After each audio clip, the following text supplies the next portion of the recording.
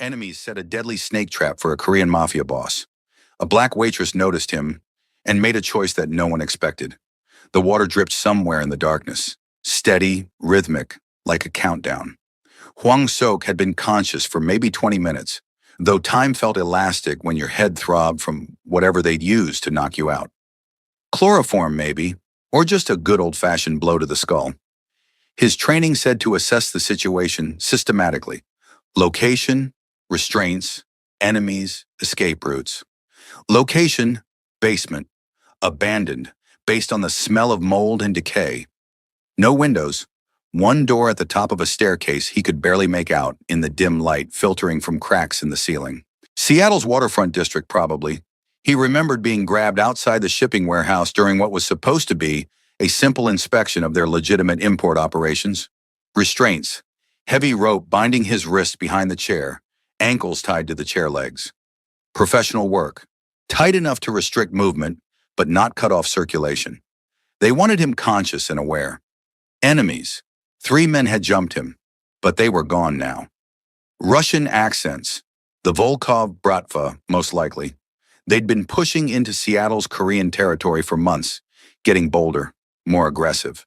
Sok had known something like this was coming. He just expected more warning. Escape routes, none apparent.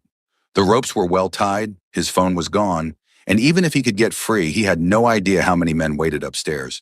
At 28, he'd been running the Hwang family operations for 4 years, survived 3 assassination attempts, navigated gang wars and federal investigations. He'd thought he was untouchable. Hubris. His father would have laughed at his arrogance. The door at the top of the stairs opened, flooding the basement with light that made Seok's eyes water.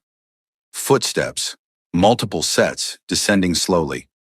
Seok kept his face neutral, refusing to show the fear that spiked through him. 3 men emerged from the shadows. The leader was tall, scarred, with the cold eyes of someone who'd done this many times before. Viktor Volkov himself, ambitious lieutenant in the Bratva family, known for creative cruelty. Awake. Good. Viktor's English was heavily accented but clear. We can talk. Talk seems optimistic considering the restraints, Seok said, keeping his voice level. Show no fear. Fear was blood in the water. Restraints are precaution. You Hwang family, you fight like cornered dogs when threatened. Viktor pulled up a second chair, sat backward on it, arms draped over the back. But I'm not here to fight. I'm here to negotiate. You have interesting negotiation tactics. You have been uncooperative through traditional channels. Your family controls shipping routes we need. We make generous offer. You refuse. We try to arrange meeting. You send lieutenants instead of coming yourself. So? Viktor spread his hands. We improvise. Kidnapping a family head is an act of war. You understand that. War is coming regardless. Question is whether you survive to see it. Viktor leaned forward. Here is new offer. Give us access to Port of Seattle operations. 40% of shipping container inspections look the other way for our cargo. In exchange, we let you live. Let your organization continue existing in reduced capacity. Reduced capacity meaning what? You take our territory piece by piece until there's nothing left? Meaning you accept reality. Bratva is stronger, better connected, more ruthless. You're outnumbered and outgunned. This offer is mercy.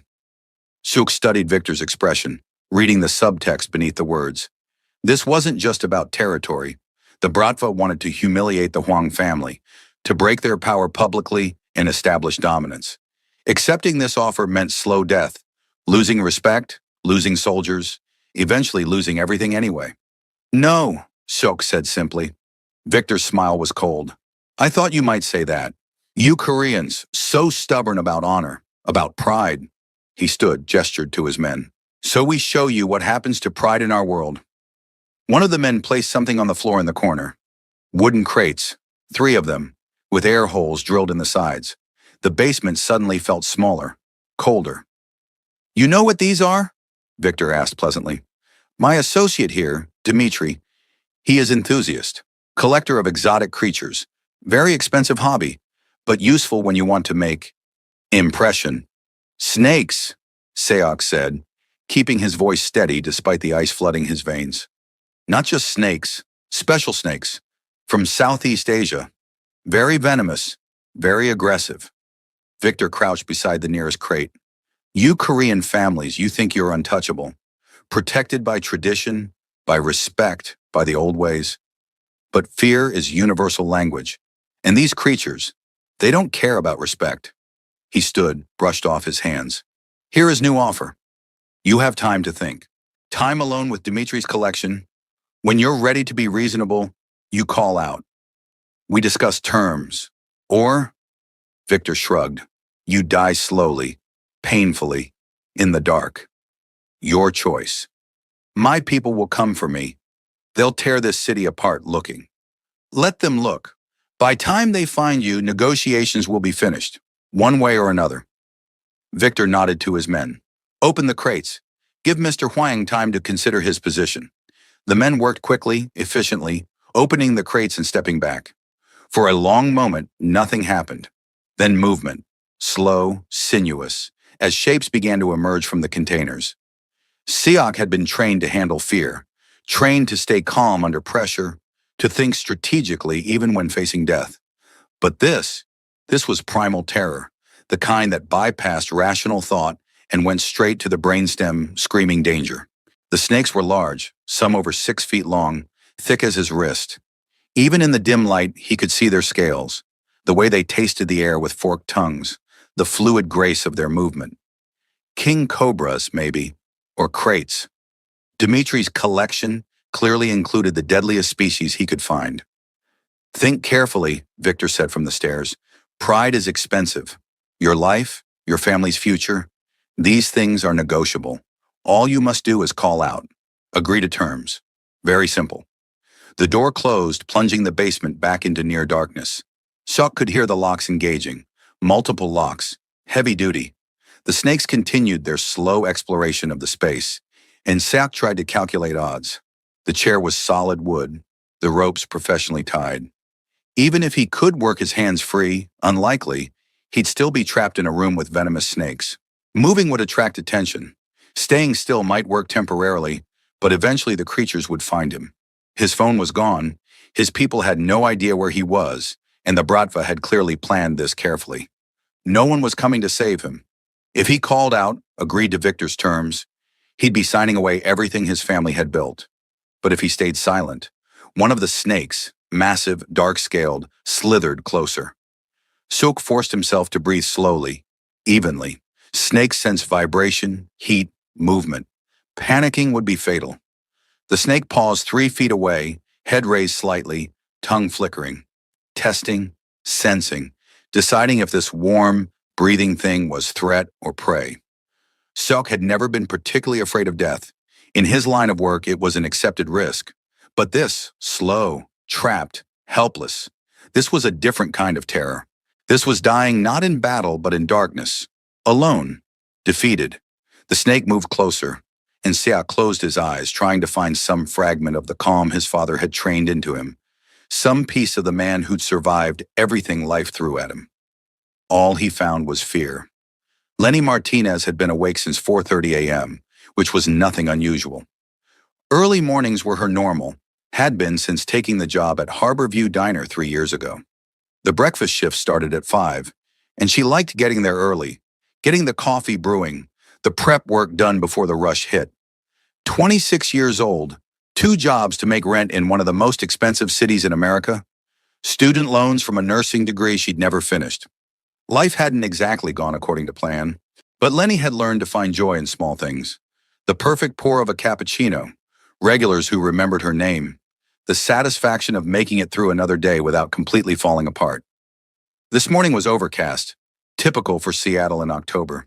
She walked from the bus stop toward the diner, cutting through the warehouse district because it was faster, and she'd never been one to scare easily. Her mama always said she had more courage than sense.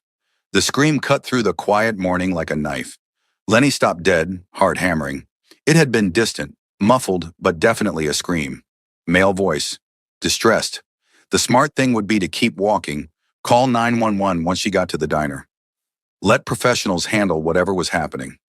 Lenny had taken enough crisis intervention training during her nursing program to know you didn't rush in unknown situations. But she'd also taken an oath. even though she'd never finished the degree, to help people in crisis. And that scream had been terrified. She pulled out her phone, finger hovering over 911, and approached the sound source. An old warehouse, abandoned for years, windows broken, graffiti covering the walls, the kind of place people avoided. Another sound, not quite a scream this time, more like a choked cry, definitely coming from inside. Lenny tried the door, unlocked. It swung open with a rusty groan that made her wince. Inside was darkness and the smell of mold and something else. Something wrong. "Hello," she called softly. "Is someone there? Do you need help?" A voice, hoarse, strained, speaking rapidly in what sounded like Korean. Then in accented English. "Don't come in. Dangerous. Please, just call police. Don't come in." Every instinct said listen to him. Get help. Stay safe. But something in that voice, the barely controlled panic, the desperate warning, made Lenny's feet move forward instead of back. She used her phone's flashlight, sweeping the beam across the warehouse's main floor. Empty. But there, in the back corner, stairs leading down. The voice was coming from below. "I'm coming down," she called. "Just stay calm. I'm here to help."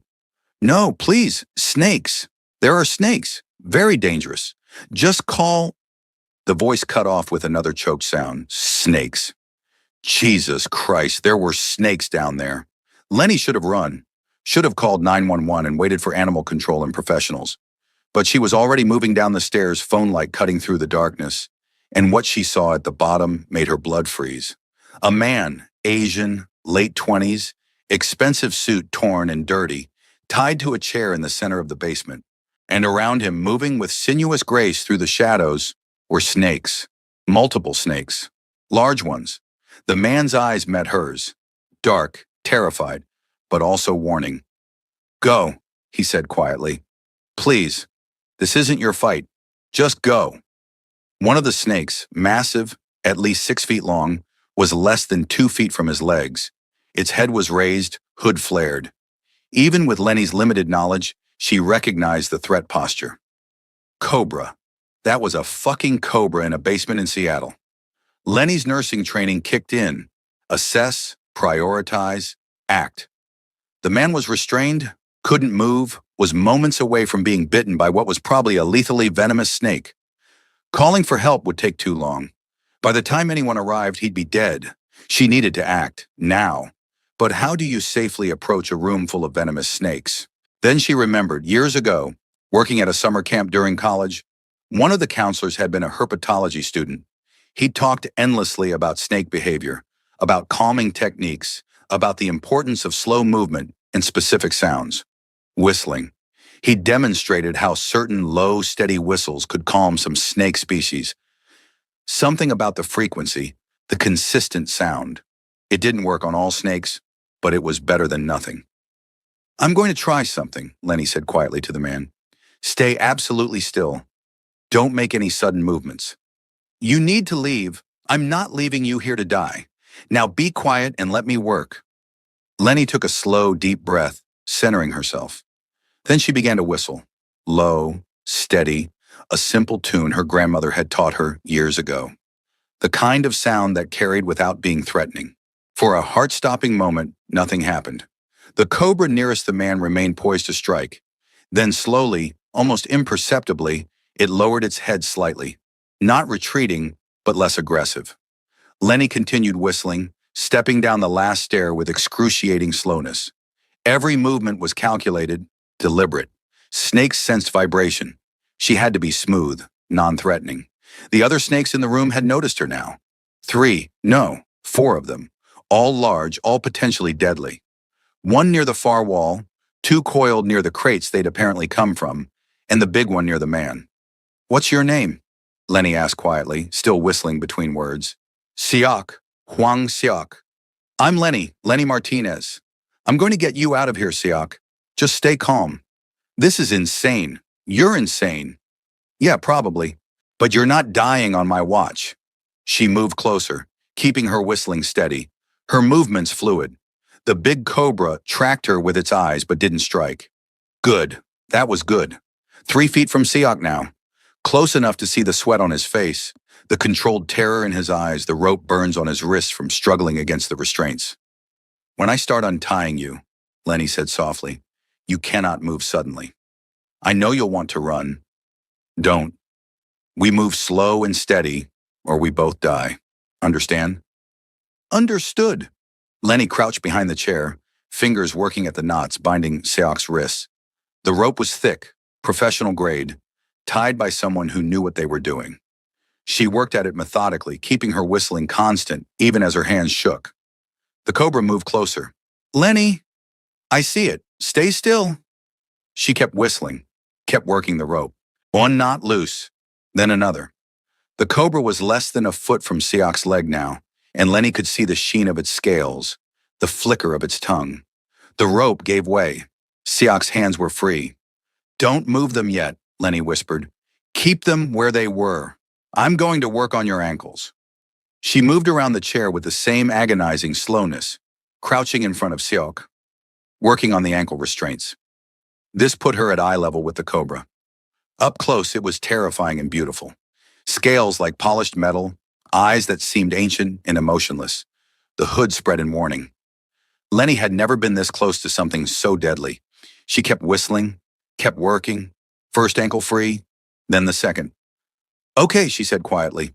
We're going to stand, very slowly, together, and we're going to walk to the stairs without running.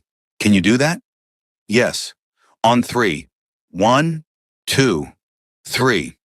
They rose together, Lenny's hand on Seok's arm to steady him, both moving like they were underwater. The cobra's head tracked the movement, hood flaring wider. Keep whistling, Seok whispered. Lenny didn't point out that she'd been planning to. They took a step toward the stairs, then another. The cobra followed, moving parallel to them, but not striking. The other snakes were active now too, all drawn by the movement. One slithered directly into their path. Lenny stopped, Seok freezing beside her. They waited. 5 seconds. 10. The snake tasted the air, considered them, and slowly moved aside. They continued, step by agonizing step. The stairs were 10 feet away, then 5. One of the smaller snakes struck, not at them, but at the air near Seok's leg. A warning. They froze again. It's okay, Lenny murmured, whistling, soothing. We're not threats. We're just leaving. The snake coiled, watching, but didn't strike again. They reached the stairs. Lenny guided Seok up first, keeping herself between him and the snakes, still whistling that simple tune. 1 step, 2, 3. At the top, they stumbled into the warehouse's main floor. Lenny pulled the basement door shut, grabbed a piece of broken wood, and wedged it under the door handle. Then her legs gave out. She sat down hard on the concrete floor, hands shaking so badly she could barely hold her phone. The adrenaline that had kept her moving was draining away, leaving pure terror in its wake. Oh my God, she breathed. Oh my God, there were cobras. Multiple cobras. In a basement, in Seattle. Seok crouched beside her, and Lenny realized he was shaking too. You, he started, voice rough. You just, how did you? Summer camp, Lenny said, half hysterical. There was this guy who studied snakes. He taught me to whistle. I didn't even know if it would work. You risked your life on a maybe. Seok's expression was stunned. For a complete stranger. People were screaming. I couldn't just walk away. He reached out, took both her hands in his. His grip was strong despite the trembling. Warm, despite everything. You saved my life.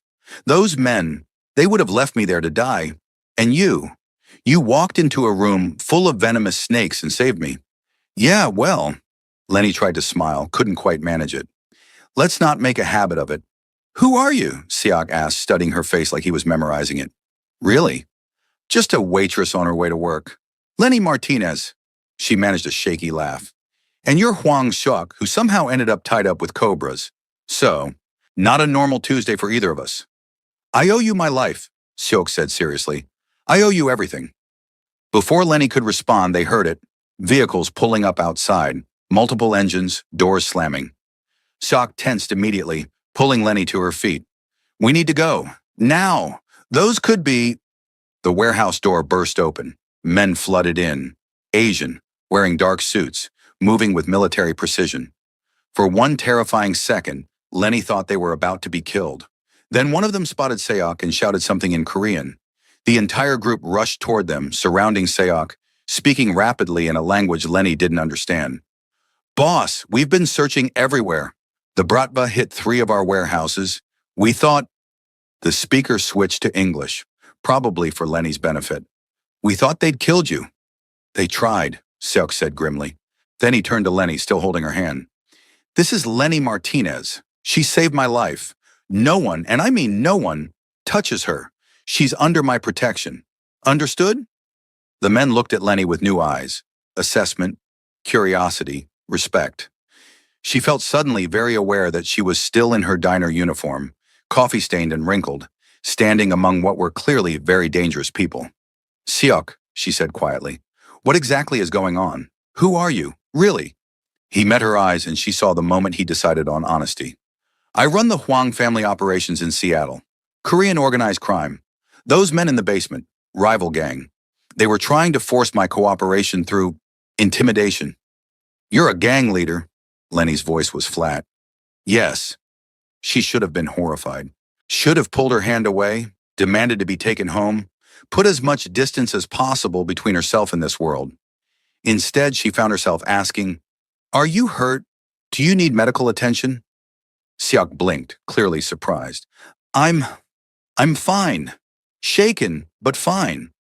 "You were tied up for hours. You probably have circulation issues, dehydration, possible trauma responses." Lenny's nursing training kicked in automatically. "You should see a doctor. I have people for that." "Good, use them." She pulled her hand free gently. "And I need to get to work. My shift starts in 15 minutes, and I'm already going to be late." "Work?" Seok stared at her like she'd grown a second head. "Lenny, you just saved my life. You walk through a room full of venomous snakes. You can't just go serve coffee." "Why not? Bills don't pay themselves. And I'm not missing a shift because of—" She gestured vaguely at the warehouse, the men, the entire surreal situation. "Whatever this is." One of Seok's men, tall, scarred, professional-looking, stepped forward. "Boss, we need to move. Bratva knows where we are. This location isn't secure." "Right." Seok turned back to Lenny. "Let me take you to work. Please. It's the least I can do. I can take the bus." "Lenny," his voice was intense, "I owe you my life. The absolute least, the minimum I can do is give you a ride to work. Please." She studied his face. The sincerity there, the gratitude, the stubborn determination. And under it all, something else. Something that made her pulse quicken in a way that had nothing to do with fear. "Fine," she said, "but I'm serious about being late. If we're doing this, we need to go now." The ride to Harbor View Diner was surreal. Lenny sat in the back of a luxury sedan. Leather seats, tinted windows, the kind of car she'd only ever seen in movies, next to a man who apparently ran organized crime operations, while his armed guards drove, and 2 more cars full of equally dangerous-looking men followed behind. "This is excessive," she said. "This is necessary. The Bratva knows who I am, which means they might target people connected to me, including you." Seok's expression was serious. "You saved my life, Lenny. That makes you important. And important people need protection. I don't want to be important. I just want to serve coffee and pay my rent and live a normal life." "Too late," Seok said softly. "You walked into that warehouse. You faced down cobras. You risked everything for a stranger. Normal ended the second you decided to help." Lenny couldn't argue with that. The car pulled up outside the diner, drawing stares from early morning regulars, and she reached for the door handle. "Wait."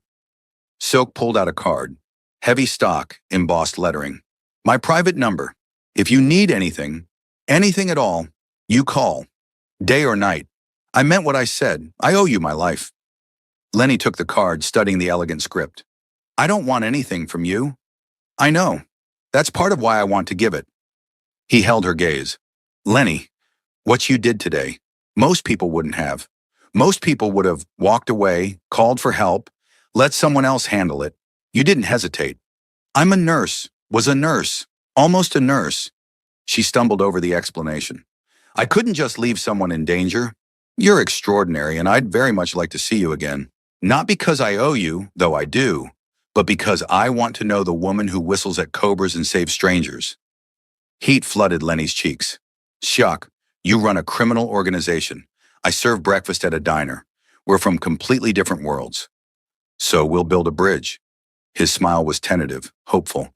Just think about it, please. Before Lenny could respond, her phone buzzed. Her manager, probably wondering where the hell she was. I have to go. Thank you for the ride. She climbed out of the car, intensely aware of Siak watching her, of the dangerous men in expensive suits surrounding him, of the choice hanging in the air between them.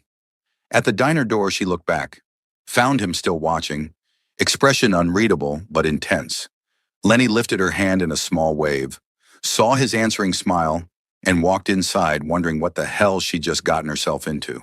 And why part of her hoped it was just the beginning. The diner was already in full breakfast chaos when Lenny burst through the door, regulars shouting orders, the grill sizzling, her manager Patricia giving her a look that could have curdled milk. You're 30 minutes late, Patricia said, arms crossed. She was 50-something, had run Harbor View for 20 years, and took punctuality as seriously as a religion. Lenny, this is the third time this month. I know, I'm sorry. There was an emergency. Someone needed help. I couldn't just save it. I don't pay you to be a hero. I pay you to serve coffee. Patricia's expression softened slightly. But you're here now, so get your apron on and take section 3. Marcus called in sick, so we're short. Lenny tied on her apron, grabbed her order pad, and dove into the familiar rhythm of work. Coffee refills, breakfast orders, small talk with regulars who knew her by name. Normal, safe, the complete opposite of cobras in basements and Korean mafia bosses.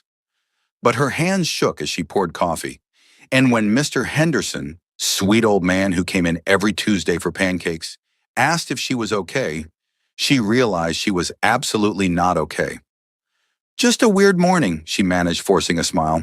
You want your usual buttermilk stack with extra butter? The shift dragged on. Every time the door opened, Lenny's heart jumped, half expecting to see Suak walk in, or worse, those Russian men who trapped him. By noon, her nerves were shot and her feet ached, and all she wanted was to go home, lock her door, and pretend this morning had been a bizarre dream. At 2 p.m. during the post-lunch lull, Patricia called her into the back office. Sit, Patricia said, not unkindly. Lenny sat. And what's really going on with you? And don't give me the everything's fine routine. I've known you 3 years. You're shaking, you've messed up 4 orders, and you look like you've seen a ghost. Lenny considered lying, considered making up some story about family drama or health issues or anything except the truth. But Patricia had always been straight with her, and she deserved honesty in return. This morning on my way here, I heard someone screaming. In that old warehouse on Pier 47. I went to help. Lenny's voice was steady, clinical. There was a man tied up, and snakes, venomous snakes. Someone had locked him in there to die. Patricia's eyes widened. Jesus Christ, Lenny, did you call the police? I got him out first, used some techniques I learned in nursing school to calm the snakes, untied him, we left. Then his people showed up. Lenny didn't mention who those people were or what Siak did for a living. He gave me a ride here. That's why I was late. You walked into a room full of venomous snakes to save a stranger. Patricia's voice was flat with disbelief. Yeah. Lenny, that's either the bravest or the stupidest thing I've ever heard. Possibly both. Patricia leaned back in her chair. Are you okay? Really? I don't know, Lenny admitted. I keep replaying it, seeing those snakes, the way they moved, how close we came to dying. And this man, Siok, he wants to see me again. Gave me his number. Said he owes me his life. And, do you want to see him? I don't know, Lenny said again. He's complicated. His world is dangerous. But Patricia, when he looked at me, it was like I mattered. Like I'd done something that actually made a difference. Patricia studied her with the shrewd eyes of someone who'd seen it all. When's the last time you felt like you mattered, Lenny? Really mattered? The question hit harder than expected. Lenny thought about her abandoned nursing degree, 3 years of serving coffee, the slow fade of dreams into resigned acceptance. A long time. Then maybe you should call him. See where it goes. Life's too short to play it safe all the time. Patricia stood, signaling the conversation was over. But Lenny, be careful. Men who need rescuing from snake-filled basements usually come with baggage. Noted. The rest of the shift passed in a blur. At 6 p.m., Lenny clocked out, exhausted and wired simultaneously. The bus ride home gave her too much time to think. About Siak's intensity, about the card in her pocket, about the choice sitting in front of her. Her apartment was a studio in Capitol Hill, small but clean, affordable by Seattle standards, hers. She dropped her keys in the bowl by the door, kicked off her shoes and sat on the edge of her bed, pulling out Siak's card. Heavy stock, embossed lettering in both English and Korean. A single phone number, no other information. The kind of card that screamed power and money and danger. Lenny should throw it away, should put this morning behind her and go back to her normal, safe, predictable life. Should absolutely not get involved with a man who ran organized crime operations. Her phone rang, unknown number. She almost didn't answer, then thought about Siak, about possibilities, and picked up. Lenny? His voice was warm, concerned. I hope I'm not overstepping. Your manager gave me your number. I wanted to check on you. Make sure you're okay after this morning. You asked my manager for my number? Lenny couldn't decide if that was sweet or creepy. I had one of my people offer a generous donation to the diner's staff fund in exchange for assurance that you made it through your shift safely. He paused. And yes, your phone number. I apologize if that was inappropriate. It was definitely inappropriate, also kind of impressive in a stalkerish way. Lenny found herself smiling despite everything. I'm fine. Tired, but fine. I've been thinking about you all day, about what you did. Lenny, most people, even trained professionals, wouldn't have walked into that basement. You didn't hesitate. I hesitated plenty. I was terrified. But you did it anyway. That's courage. Real courage. His voice softened. I'd like to see you again. Take you to dinner. Somewhere nice. A proper thank you. Siak, I already told you, our worlds are completely different. Then let's find the places where they overlap. One dinner, Lenny, just to talk, to get to know each other outside of life-threatening situations. He paused. Please? Lenny thought about Patricia's words. Life's too short to play it safe. Thought about the way Siak had looked at her, the genuine gratitude and something deeper. Thought about how long it had been since anyone made her feel like she mattered. One dinner, she heard herself say. Somewhere public. And Siak? No snakes. His laugh was surprised and genuine. I promise, no snakes. Tomorrow night, 7 o'clock? I'll pick you up. I'll meet you there. Text me the address. Deal. And Lenny, thank you for everything, for saving my life, for giving me this chance. After they hung up, Lenny sat staring at her phone, wondering what she just agreed to. One dinner with a crime boss. What could possibly go wrong? Everything, probably. But for the first time in 3 years, she felt something other than resigned acceptance of her life. She felt alive. The restaurant was called Moonlight, upscale Korean fusion in downtown Seattle. The kind of place Lenny had walked past hundreds of times but never imagined entering. She'd agonized over what to wear, finally settling on the one nice dress she owned. Black, simple, bought for a job interview that never panned out. Suk was waiting outside when she arrived, and Lenny's breath caught. He wore a dark suit, perfectly tailored, his hair styled back. And when he smiled at her, the intensity in his eyes made her pulse quicken. You look beautiful, he said, offering his arm. You look dangerous. It slipped out before Lenny could stop it. Suk's smile turned rueful. I am dangerous, but not to you. Never to you. Inside, they were led to a private room, intimate, elegant, with floor-to-ceiling windows overlooking the city. Siak pulled out her chair, waited until she was settled before taking his own seat. This is too much, Lenny said, looking around at the expensive decor, the elaborate table settings. This is appropriate gratitude for someone who saved my life. He poured water for both of them. Lenny, I meant what I said. I owe you everything. You don't owe me anything. I did what anyone should do when someone's in trouble. But most people don't. That's what makes you extraordinary. He leaned forward. Tell me about yourself, really. Not just surface details. Who is Lenny Martinez? So Lenny told him. About growing up in Atlanta, her mother's death from breast cancer when she was 18, her determination to become a nurse to help people the way the nurses had helped her mom. About getting into nursing school, making it through 3 years, then her father's heart attack and the medical bills that ate through their savings. I had to drop out, she said quietly. 6 months from graduating. I couldn't afford tuition and Dad's care simultaneously. So I chose Dad, moved to Seattle where he had better specialists, got a job to pay bills. He died anyway 2 years later, and I never went back to finish the degree. That must have been devastating. Giving up your dream. It was necessary, that's life, right? You do what you have to do. Lenny shrugged, trying to sound casual about something that still hurt 3 years later. What if you could go back? Finish the degree? With what money? I'm drowning in my father's medical debt and my own student loans. Going back to school isn't realistic. Siak was quiet for a moment, studying her. What if money wasn't an obstacle? Are you offering to pay for my education? Because Siak, that's not an offer, a thought experiment. He smiled. But hypothetically, if you could finish your nursing degree, would you?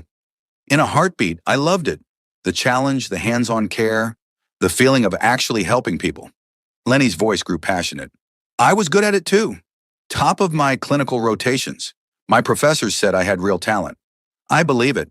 What you did this morning, the calm under pressure, the quick thinking, the courage, that's exactly what makes a great nurse. The food arrived, course after course of beautifully prepared dishes Lenny couldn't have afforded in a year. But what struck her wasn't the expense. It was the way Siak watched her, genuinely interested in her reactions, explaining each dish with obvious pride in his culture. My mother used to make this, he said, gesturing to a soup. Not as fancy, but the same flavors. She died when I was 16. Car accident. After that, my father raised me alone, or trained me, more accurately. Trained to take over the family business. He was hard, demanding, believed in preparing me for a brutal world through brutal methods. Siak's jaw tightened. He died 4 years ago. Heart attack. And suddenly I was in charge of everything. The operations, the territory, the people who depended on us. That's a lot of responsibility for a 24-year-old. It was necessary, like your choice to leave school. We do what we have to do. He echoed her words back with a slight smile. But Lenny, unlike you, I had a choice. I could have walked away, let someone else take over. I chose this life. Why? Because my father built something. Not all of it good, not all of it legal, but something that protects our community. Korean immigrants in Seattle, we face discrimination, exploitation, violence. The Huang family provides protection, structure, support. His eyes were intense. I'm trying to make it better, more legitimate, less violent, but change takes time. Is that why the Russians grabbed you? Because you're trying to change things? Partly. Also because we control shipping routes they want, territory they're trying to take. The Bratva sees us as weak, too concerned with honor and community to fight dirty. His expression hardened. They were wrong. After yesterday, they know that. What did you do to them? Things you don't need to know about. Things that will keep you safe by keeping them afraid. Siak reached across the table, took her hand gently. Lenny, my world is violent, dangerous. I won't lie about that. But I can also keep you completely separate from it. Protected. Safe. I don't want to be kept. Protected like some delicate thing. Lenny squeezed his hand. I walk through a room of cobras, remember? I'm tougher than I look. I know you are. That's part of why I'm fascinated by you. His thumb traced circles on her palm.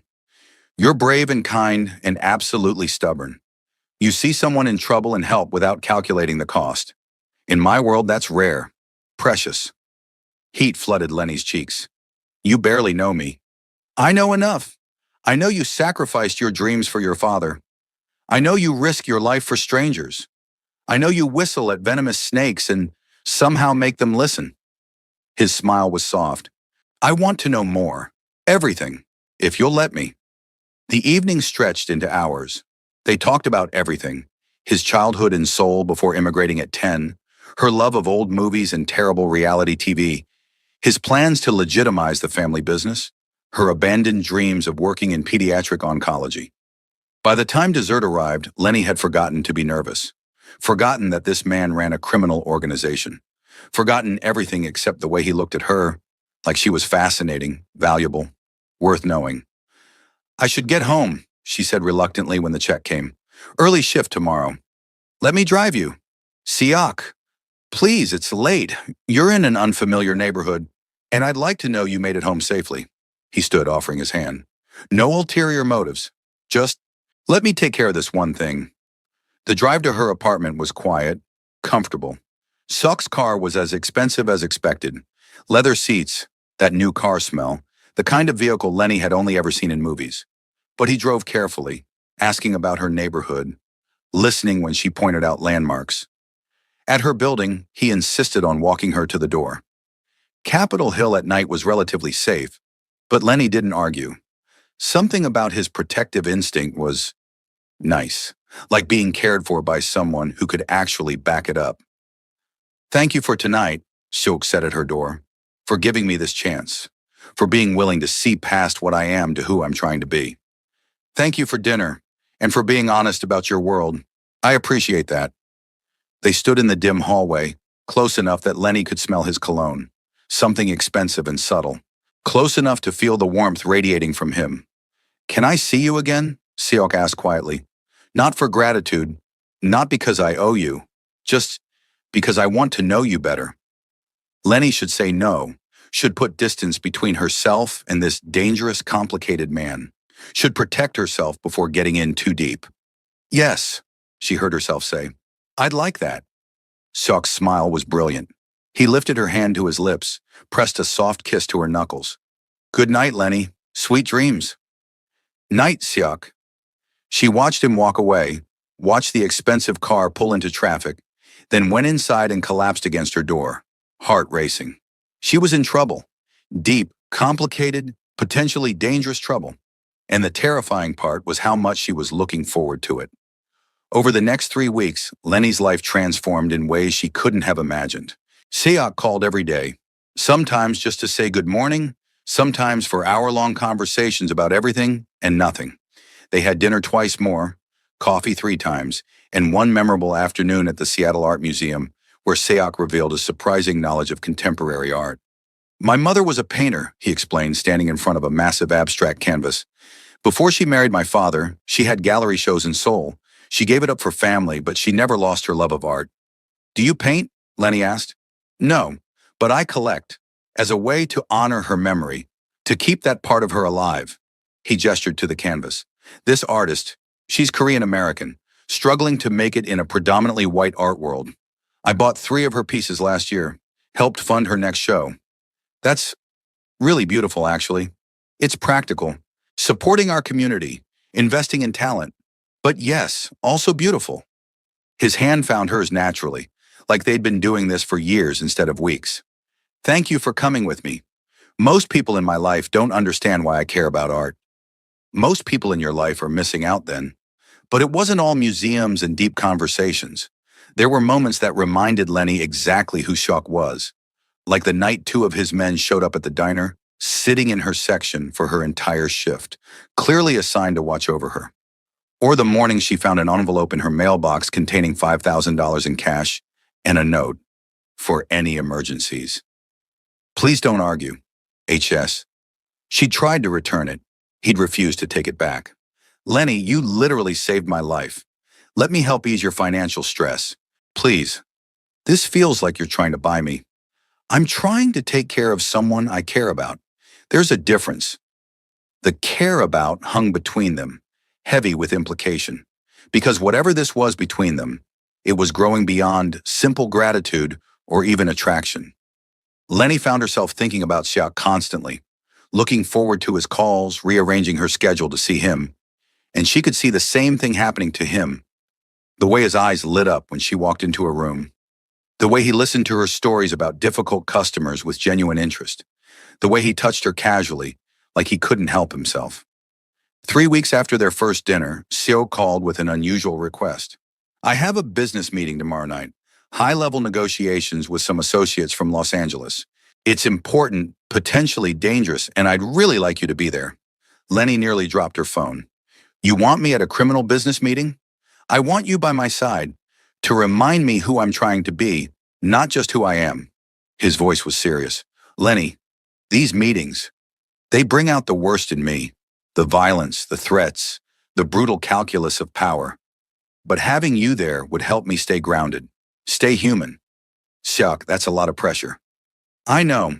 And if you're uncomfortable, I completely understand. But I'm asking anyway. Because you make me want to be better. Lenny thought about it. The risk, the exposure to his world, the potential danger. But she also thought about Sayok's genuine desire to change, to be something more than his father's legacy. Okay, I'll be there. But Sayok, I'm not going to just sit quietly. If I see something wrong, I'm speaking up. His laugh was warm with relief. I wouldn't expect anything less. The next night, Lenny dressed carefully, professional but not too formal, a navy dress that Patricia had helped her pick out. Xiao sent a car, and she was driven to a restaurant in Pioneer Square. Upscale, private, the kind of place where powerful people made deals. Siak met her at the entrance, and his expression when he saw her made her pulse quicken. You look perfect. Thank you for coming. Thank you for trusting me with this. Inside, the private room held 6 men, all Korean, all watching Lenny with expressions ranging from curious to openly hostile. Siak guided her to a chair beside his at the head of the table. Gentlemen, he said, switching between Korean and English seamlessly, this is Lenny Martinez. She's under my protection and will be observing tonight's discussions. One of the older men, silver-haired, hard eyes, spoke in rapid Korean. Lenny caught enough body language to know it wasn't friendly. Siak's response was sharp, authoritative. The room went quiet. Then he turned to Lenny, speaking English. Mr. Choi questions your presence. I've explained that you're here at my invitation. That should be sufficient. The meeting was intense.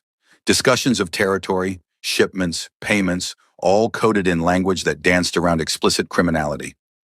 Lenny watched Seok navigate it with impressive skill, balancing firmness with diplomacy, making concessions where strategic and holding firm where necessary. But midway through, one of the men, younger, aggressive, made a comment in Korean that made everyone else tense. Seok's expression went cold. What did he say? Lenny asked quietly. Nothing important. Seok. What did he say? He sighed. He suggested that bringing a woman, an outsider, to these meetings showed weakness, that I'm distracted, compromised. Lenny turned to the aggressive man, met his hostile gaze directly. I may not speak Korean, but I understand disrespect. And I understand that strong leaders surround themselves with different perspectives, not just yes men who tell them what they want to hear. The room went silent. The young man's eyes widened in surprise. Seok's hand found hers under the table, squeezed gently. When he spoke again, his voice carried absolute authority. Discussion continued, but the dynamic had shifted. Lenny had asserted herself, earned a measure of respect. After the meeting in the car heading back to her apartment, Seok pulled her into his arms. That was incredible. The way you stood up to Park. No one speaks to him like that. He's one of the most powerful men in our organization. He was being disrespectful. To you and to me. I wasn't going to sit there quietly and take it. Lenny Martinez, you are absolutely extraordinary. Seok cupped her face gently. I'm falling for you. Completely, terrifyingly in love with you. And I know it's fast, I know it's complicated, but it's real. And I need you to know that. 6 months passed. 6 months of Lenny and Seok building something real despite all the obstacles. He kept his promise about leaving the criminal world, slowly, carefully, transitioning operations to legitimate businesses, passing violent enforcement to trusted lieutenants, creating distance between himself and the worst aspects of the Huang family legacy. It wasn't easy. There were setbacks, violent confrontations with rivals who saw his withdrawal as weakness, tension with his own people who resisted change, moments when Lenny worried he'd be pulled back into the darkness. But Seok held firm, and Lenny was there for all of it. The late-night strategy sessions, the difficult conversations about honor versus pragmatism, the slow, painful work of becoming someone new. He also made good on his other promise. One morning, Lenny woke to find an acceptance letter from the University of Washington's nursing program, along with a full scholarship funded by an anonymous donor. She'd called Seok immediately, torn between gratitude and frustration. You can't just, I didn't even apply. I had someone submit your transcripts in a compelling letter about why you had to leave. The scholarship is legitimate. The Huang Family Foundation, established to support students who faced financial hardship. You're the first recipient, but you won't be the last. Shuck, let me do this, please. Let me help you achieve your dream the way you helped me find mine. She'd cried, accepted, started classes 3 weeks later while still working part-time at the diner. It was exhausting, school, work, relationship, but Lenny had never been happier. On their 1-year anniversary of the day she'd saved his life, Siak took her back to that warehouse. Why are we here? Lenny asked, stomach twisting with bad memories. Because this is where everything changed, where I met the woman who would save my life in every possible way. He led her inside and Lenny saw that the abandoned warehouse had been transformed. The basement, that horrible room where she'd faced down cobras, was now a beautiful memorial garden. Plants, soft lighting, a small fountain, and in the center a plaque. In honor of courage, for Lenny, who taught me that strength comes in many forms. Siak, he dropped to one knee. Lenny Martinez, you walked into my life when I was trapped in darkness, literally and metaphorically. You faced down venomous snakes, confronted my brutal world, and somehow saw something worth saving in a man who'd forgotten he could be anything except what his father made him. He pulled out a ring, simple, elegant, perfect. You've watched me fight to become better. You've supported me through every setback. You've loved me despite all my flaws and complications. And I want to spend the rest of my life proving I'm worthy of that love. Tears streamed down Lenny's face. I'm leaving the organization completely. I've transferred operations to my cousin, established legitimate businesses, created distance. I'm not who I was when we met. I'm someone better, someone you helped me become. And I want to build a life with you, clean, honest, full of the courage and kindness you've shown me. Lenny, will you marry me? Let me be your family? Build something beautiful with me? Yes, Lenny sobbed. Yes, you impossible, wonderful man. Yes. The ring slid onto her finger perfectly. Siak stood, pulled her into his arms, and kissed her like she was his entire world. Because she was. The woman who'd whistled at cobras and saved his life had given him something more precious than survival. She'd given him hope, a future, a reason to be better than his past. They were married 3 months later in a small ceremony that blended Korean tradition with Lenny's Southern Baptist roots. No criminal associates attended, just family, real friends, people who loved them for who they were becoming, not who they'd been. Silk kept his promises, all of them. He left the criminal world completely, built legitimate businesses, became a philanthropist supporting immigrant communities and nursing education, and Lenny finished her degree, became a pediatric oncology nurse, saved lives in a different way while remembering the day she'd been brave enough to save one life in particular. Years later, sitting on their porch watching the sunset, Siak pulled Lenny close. Do you ever regret it? Walking into that warehouse? Getting involved with someone like me? Lenny thought about it. The fear, the danger, the complicated journey from that basement to this porch. Thought about the life they'd built, the love they'd found, the way they'd both become better people by choosing each other. Not for a second, she said. Best decision I ever made. Even though there were snakes? Especially because there were snakes.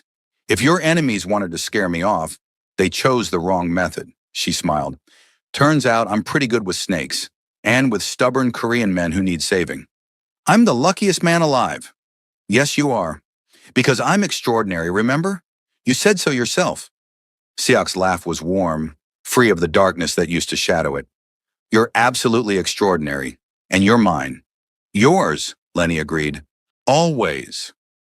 And there in the life they'd built from impossible beginnings, surrounded by the evidence that courage and love could transform even the darkest circumstances, they sat together, the former waitress and the former crime boss, both saved by each other, both exactly where they belonged.